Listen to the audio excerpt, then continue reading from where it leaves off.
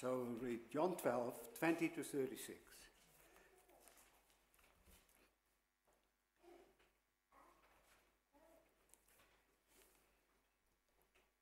Now among those who went up to worship at the feast were some Greeks. So they came to Philip, who was from Bethsaida in Galilee, and asked him, "Sir, we wish to see Jesus."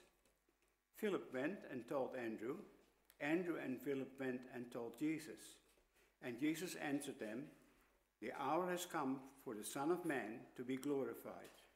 Truly, truly, I say to you, unless a grain of wheat falls into the earth and dies, it remains alone. But if it dies, it bears much fruit. Whoever loves his life loses it, and whoever hates his life in this world will keep it for eternal life. If anyone serves me, he must follow me, and where I am, there will my servant be also. If anyone serves me, the Father will honor him. Now is my soul troubled, and what shall I say? Father, save me from this hour? But for this purpose I have come to this hour. Father, glorify your name." Then a voice came from heaven, "I have glorified it, and I will glorify it again." And the crowd that stood there and heard it said that it had thundered. Others said, "An angel has spoken to him." Jesus answered, "This voice has come for your sake and not mine. Now is the judgment of this world. Now will the ruler of this world be cast out. And I, when I am lifted up from the earth, will draw all people to myself." He said this to show by what kind of death he was going to die. So the crowd answered him, "We have heard from the Lord that Christ remains forever. How can you say that the Son of Man must be lifted up? Who is this Son of Man?" So Jesus said to him, "The light is among you for a little while longer. Walk while you have the light, lest darkness overtake you.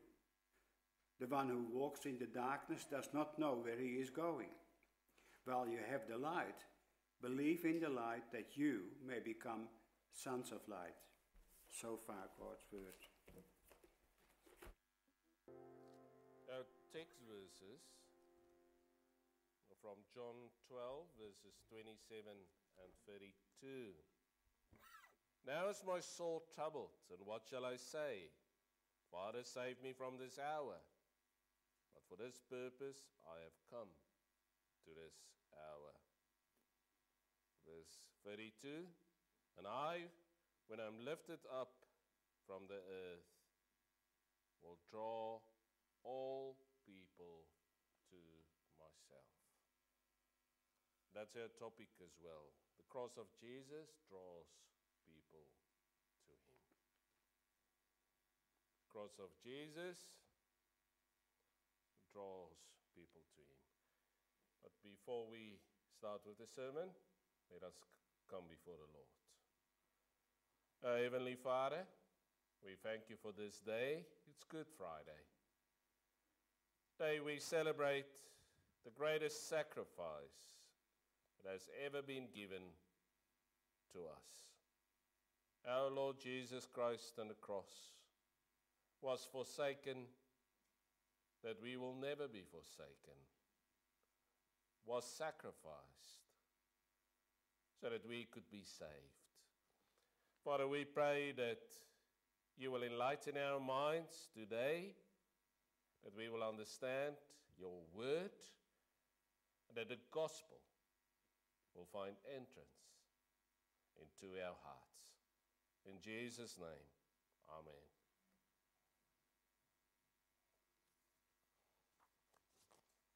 Beloved in our Lord Jesus Christ, Good Friday is about God's glory. Our salvation is about God's glory as well. And the cross is about God's glory. This is such an important topic in the Gospel of John, God's glory. And the Gospel of John teaches that God acted for his glory. That is salvation of sinners, that you and me, was about God's glory. We may ask, how can the cross be about God's glory? And it's exactly about God's glory. Christ's death reveals the glorious character of our Creator. And we see at Golgotha, Calvary, the manifestation of God's justice as Christ bears the curse that sinners, you and I, deserved for their transgressions. It should have been us on that cross. We read in Galatians 3, verse 13 to 14, Christ redeemed us from the curse of the law by becoming a curse for us, for it is written, cursed is everyone who is hanged on a tree, so that in Christ Jesus the blessing of Abraham might come to the Gentiles, so that we might receive the promised Spirit through faith. And on the cross, that terrible Friday became Good Friday so that we can witness the almighty power of God. Now this Sunday we know that the greatest enemy, death, could not hold Jesus captive. Jesus rose again, conquering the cross and the death. And so the crucifixion reveals God's love for us. For it's God himself, in the person of Jesus, who bears that curse, the curse that I deserve, so that I can be reconciled to him. Acts 20, verse 28. And the crucifixion was a moment of glory for the Son and the Father. And that's because the Son and the Father were fully united and providing atonement for our sins. And the glory that came to the Son also came to the Father on that cross. And so our Lord Jesus explains what the importance of the cross is and how it will be to God's glory. And he used this with the example of the Greeks who came to attend Passover, who approached Philip, expressed their wish to see Jesus. This was now the Tuesday before the crucifixion. And Philip went and told Andrew, and they told Jesus about the Greeks' request. Jesus told them that the hour has come for the Son to be glorified. But so that there may be spiritual fruit, his death is necessary. And he clarified that by a grain that falls into the earth and dies, it remains alone, but if it dies, it bears much fruit. And Jesus told them that he would be glorified. To be glorified means you will be put in a position of honor. Many believe that this was about Jesus' ascension, not his crucifixion. But our text is not only about Jesus' ascension, but also about his crucifixion. Glory has a different meaning in our text. It means lifted, publicly show or exhibit something. And Jesus said that he will be glorified, and in verse 32 that he will be lifted, and when he is lifted, he will draw all people to himself. That's the cross. He explained it himself. He said this to show by what kind of death he was going to die. Normally the Jews would stone someone for blaspheming God. That was Jesus' charge. But it would be crucifixion, the Roman way. And that's the hate of this world and the devil. In front of a secular earthly judge, Pontius Pilate, the king of all kings, appeared. He could not just die, but he had to die as a convicted felon, convicted by a secular judge and sentenced to death. So it was evident that he deserved death, but in fact he was innocent, totally innocent. And why crucified? Because on the cross he wanted to bear our sins and our sorrows. And there on the cross, as a sign of God's judgment, all and God's full judgment came down on him. The cross that was cursed. There has been extensive scientific research into the cross and why it was such a cruel way to die. Nothing was appealing about the cross. It's probably one of the most terrible ways to die. And that meant hours of suffering. And the torture of Jesus from the Roman centurions just before his crucifixion produced extensive blunt and trauma to Jesus' body. He was beaten up to the point of death. And a large amount of blood would have put Jesus in a vulnerable state in the moments leading to his crucifixion. And once nailed to the cross, the prolonged restriction and pressure on the lungs could have led to strangling. He was strangled to death. Hours of pain and suffering that our Lord had to endure. And still our Lord made the cross something that people would draw to himself, and the reason why God should be glorified. But the cross is terrifying. Jesus explained this himself in verses 27 to 28. Now is my soul troubled. And what shall I say? Father, save me from this hour. But for this purpose I have come to this hour. Father, glorify your name. Then a voice came from heaven. I have glorified it, and I will glorify it again. The cross was terrifying for Jesus himself. It was terrifying, and Jesus explained this in his humanity. He was full human and full God, and his soul was troubled. He had anguish for this terrible death that was ahead. We understand this as humans. We are maybe terrified of the surgery that lies ahead, or a prolonged sickbed, death, maybe persecution as Christians. How much anguish did the early Christians not experience when the lion stormed them in the arena? But that waiting until it's your turn is probably the worst. But why could I continue? Why did our Lord continue with the cross? Jesus explained so that the Father's name should be glorified and for the sake of the gospel. Through the cross, the Father would be glorified by the justice that would have been fulfilled. God's justice demanded that the human nature which has sinned must pay for its sin.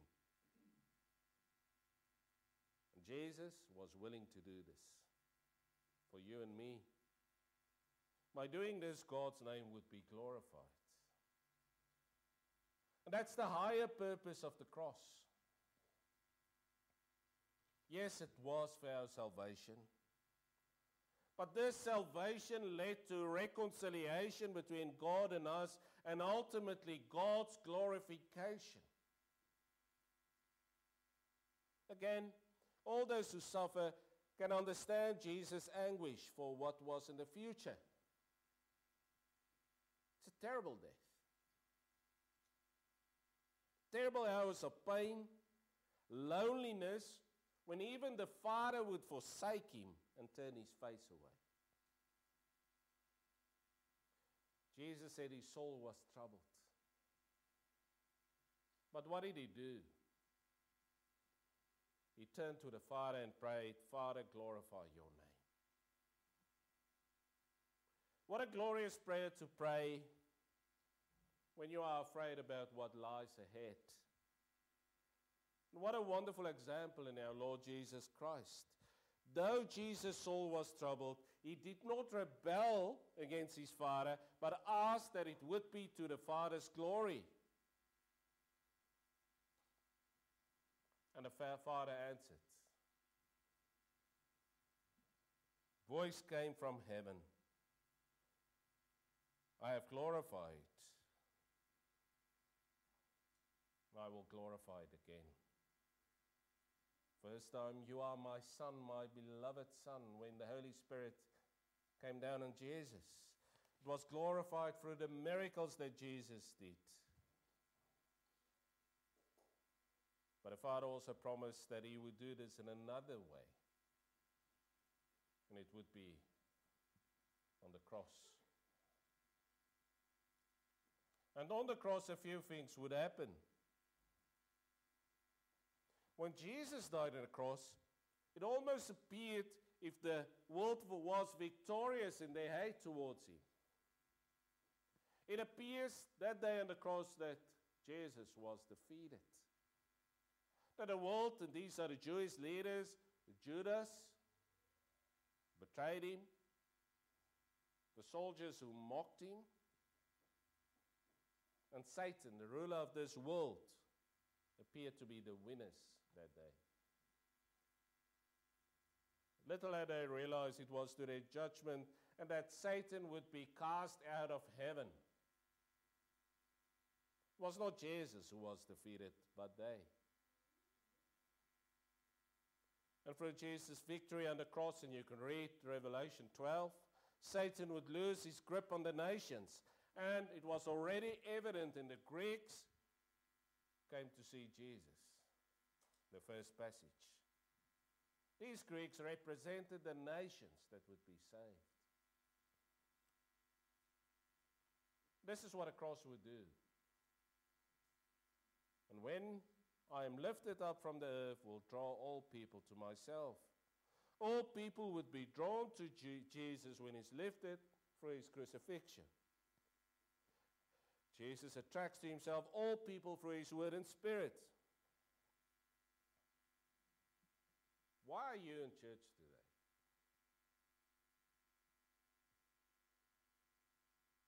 Jesus drew you to him so that you can be here and hear the gospel of hope. He drew you so that you can share in him and the good news of the gospel. He said in John 6 verse 45, it is written in the prophets, and they will all be taught by God. Everyone who has heard and learned from the Father comes to me. You could be anywhere today, but you are in church. Why? Jesus made his cross appealing. And through his Spirit, he convinced us in faith that Jesus is the one that needs to be glorified today. That's the miracle. Jesus is the only answer for a broken life, but also the hope that we need in a fallen, desperate world. Jesus draws sinful people to him. Why? He did that so that we could reconcile with the Father, to fulfill our purpose, the reason why we were created, and that's to glorify God. Our greatest suffering is sin. And through sin and disobedience, disease and death entered this world. And Christ was willing to suffer. He was prepared to take our sorrows on him so that the Father could be glorified. And if we see the cross today, we should see our sins that were nailed to the cross with Jesus, but also the grace and the deep love of Jesus and the Father. And Jesus explained it to the Greeks and his disciples that when he would be lifted, he would draw all people to himself. And he would do this through the Holy Spirit. Jesus explained that the Holy Spirit will teach you all, that John 14 verse 26, and bring to your remembrance all that I have said to you. John 16 verse 14 to 15. He will glorify me, for he will take what is mine and declare to you. All that the Father has is mine. Therefore I say that he will take what is mine and declare it to you. And the Holy Spirit will convince people through the preaching of the gospel that they are sinners, that they need Jesus.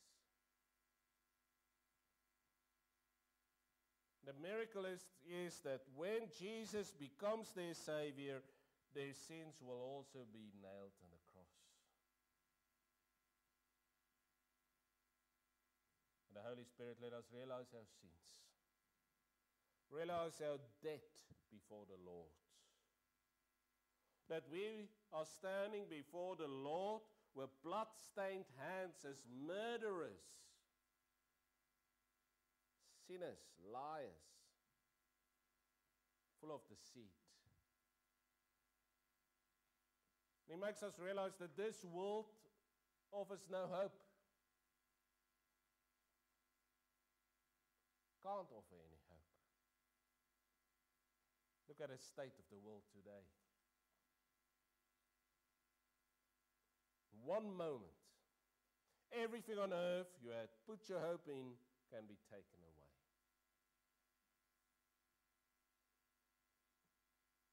The Holy Spirit makes us realize that Jesus is the only way. Therefore, we need to ask on Good Friday, have you personally experienced this drawing power of the cross in your life? And where's the cross standing in your life?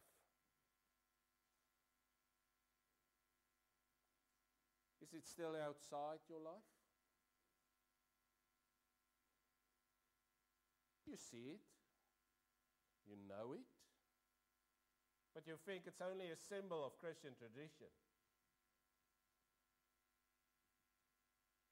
How then can I know if the cross drew me to Jesus? You have to test yourself with the Holy Spirit.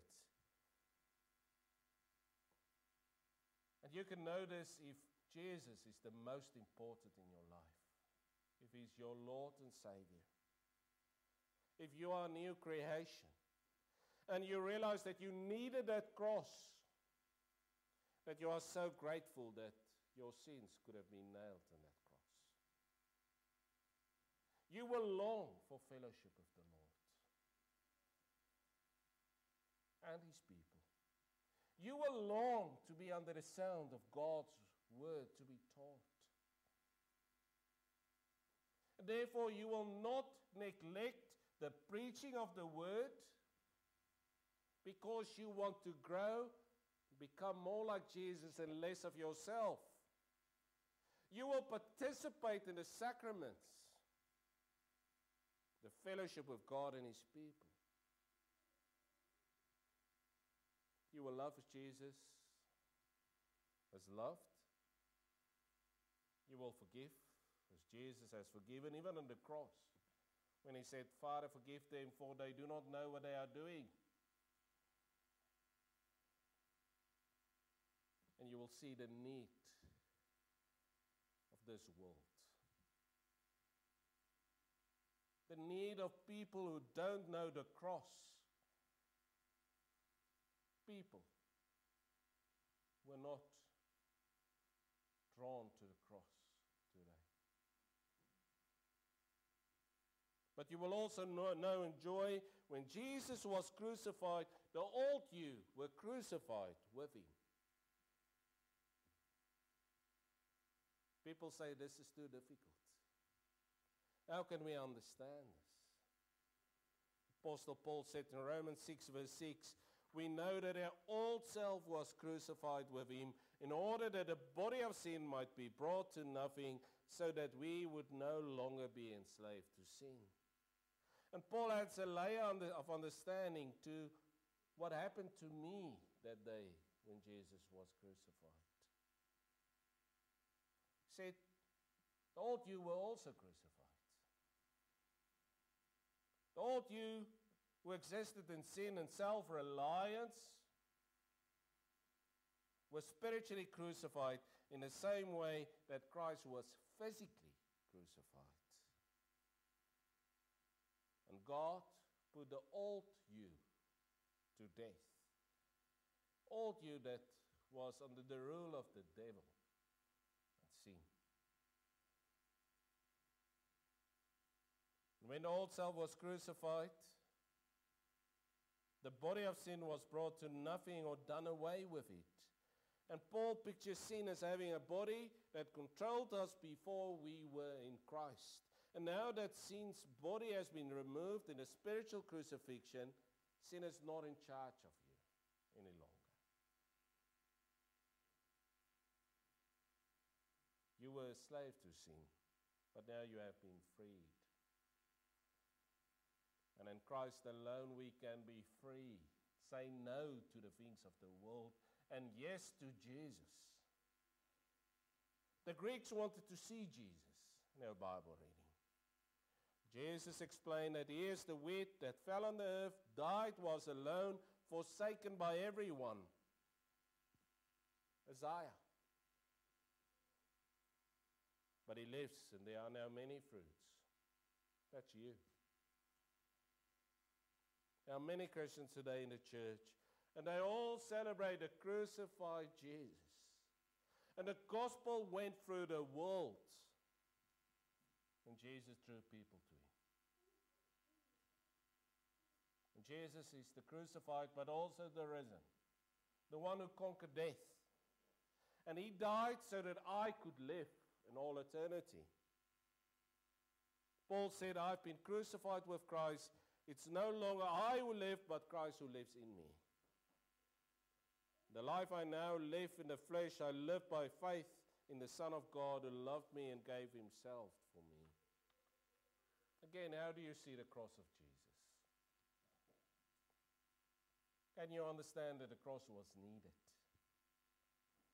Can you see that the cross is needed still in this world? That's why we need to proclaim the gospel. The meaning of the cross is freedom. Freedom from sin, freedom from my own inclination to sin, freedom from the authority of sin. And in Christ alone I can be free. And I'm drawn to the cross. Jesus invites, come to me, all who are weary and burdened, and I will give you rest. And he wants you to come.